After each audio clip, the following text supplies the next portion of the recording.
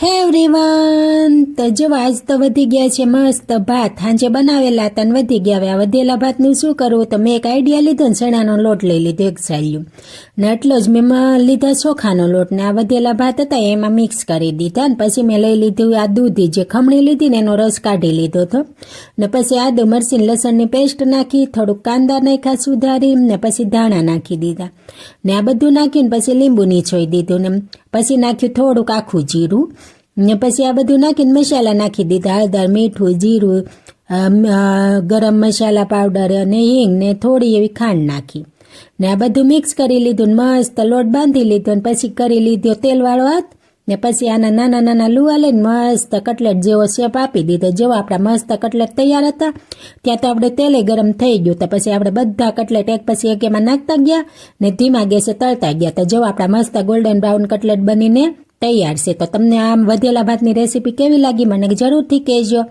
ને તમે બનાવજો. પણ હા, મારા વિડીયોને સબસ્ક્રાઈબ કરીને જજો વાંચા. તો મળશું આપણે હવે નેક્સ્ટ વિડીયામાં. ત્યાં લગી બાય બાય.